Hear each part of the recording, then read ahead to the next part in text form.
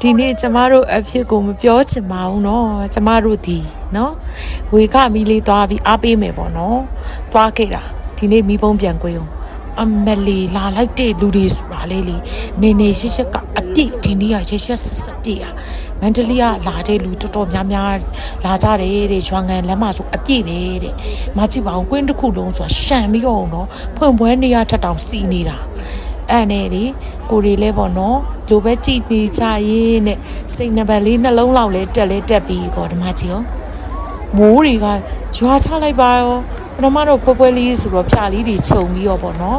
ခဏနေတိတ်မှာပဲမိုးလဲတားထားတယ်လို့ကြားတယ်ဆို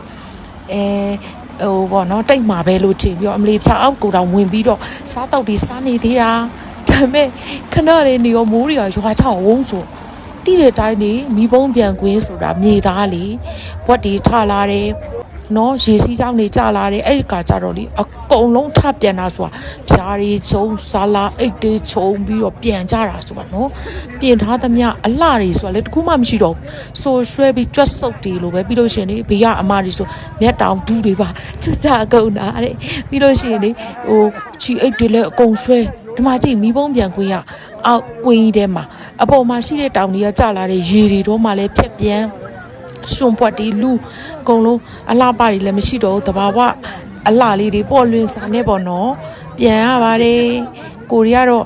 ဒီမှာအထာကိုတိနေတဲ့လူတွေဆိုတော့ဒီလိုမျိုးဝယ်တာမကောင်းရင်မီးပုံးပြန်ကြီးတက်ဖို့မလွယ်တော့ဘူးလीနော်အဲဒါကြောင့်မို့စောင့်မနေတော့ပဲအကုန်ပြန်တာဆိုတာဒီဘက်တကြောမှာရှိတဲ့ကြောက်တလုံးဘက်ကြောမှာရှိတဲ့ရက်ကွက်တွေရွာတွေမျိုးဒီကအကုန်ပြန်ကြတာပေါ့နော်ဟိုတခြားနယ်ဝေးရလူတွေတော့ကြံခဲ့လာတော့မသိဘူးတချို့လည်းမိုးခိုရင်စောင့်မှာပေါ့နော်ဒါပေမဲ့ပြန်တဲ့လူတော်တော်များတွေလမ်းတွေတောင်ပိတ်ပြီးကားတွေတောင်ပိတ်ကုန်နေဒီလိုမျိုးဖြစ်သွားပါတယ်အမှတ်တရလေးပါတကယ်ကိုအမှတ်တရအေးဆက်နေတဲ့ဒီစောင်းရဲ့ဝင်နေတဲ့အချိန်မှာမိုးရီအေးနဲ့အေးပြီးတော့အမလီဒီမှာကျမရုပ်ကိုလည်းကြည့်လိုက်ကြွတ်စုပ်ကိုဖြစ်လို့အကုန်လုံးမှတ်တရတွေပါအေးမှတ်တရတွေပါဆို